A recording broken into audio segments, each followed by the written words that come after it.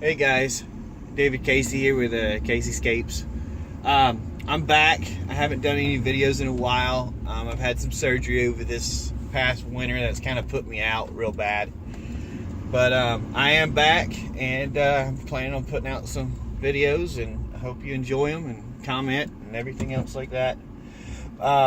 Today's video is I'm targeting a video that I watched yesterday, and seems like a really good guy.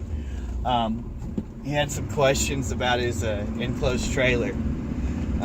He was having a problem with his floor sagging and screws coming out and stuff like that. And I wanted to comment on that because I'm always looking for videos like that to kind of help people out, because I've been through it all. I told you that at the very beginning when I started this YouTube channel, that if I see anything, anybody has a question, I'm going to comment on it, and I will do my best to answer and tell you what I found, because I've been through it all.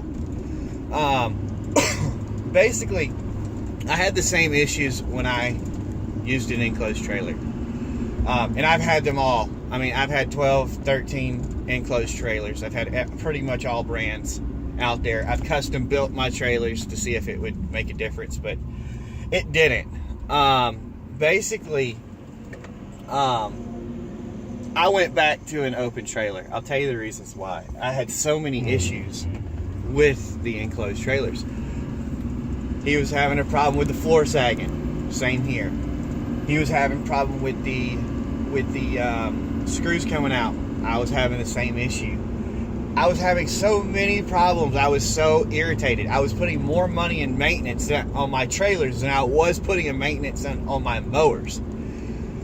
I was having, my biggest issue was my axles and my tires and the screws on the outside of the sheet metal on that form the trailer. Basically, these trailers, I mean, you gotta look at them. If you're using a tandem axle enclosed trailer, they're rated at 3,500 pounds. So if you got two axles, you got 7,000 pound axles on them. Look at the weight of the trailer when you have the plywood floor on there, when you put all the steel on the side, and when you put the roof and all the sheet metal. You're basically gonna be at max point on one of those axles. So I mean, your trailer's probably going to be weigh between 25 to 3,500 pounds, depending on what your channel braces are. Also, as far as the floor sagging, look up underneath your trailer. You'll see why your floor sags.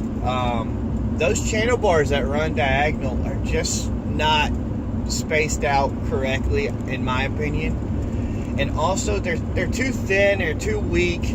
And when you're running an 800 pound 900 pound mower up on them 10 times a day, if you got 10 yards, I mean, you're gonna be sagging that floor no matter what. It doesn't matter if you leave anything in there. That is definitely not your fault. I know he said something. He was wondering if it was his fault because he neglected it. No, it's just wear and tear.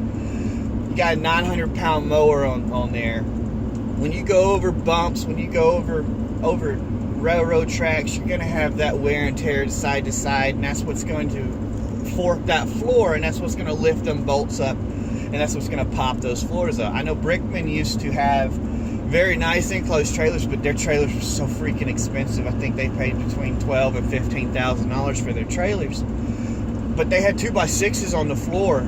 It was basically built like an equipment trailer on the bottom, and then it was basically enclosed on top, of course, which is very nice. But you got a very heavy trailer there too.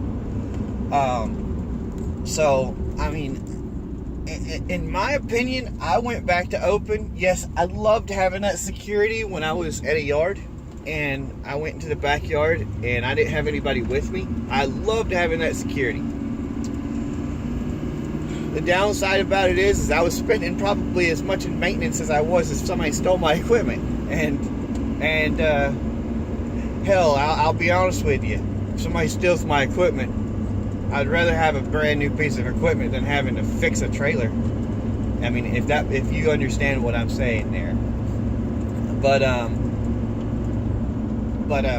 mean, my opinion, I went back to open trailer. I love it. My tires, I'll give you one example. Last year, in 2015, I spent over,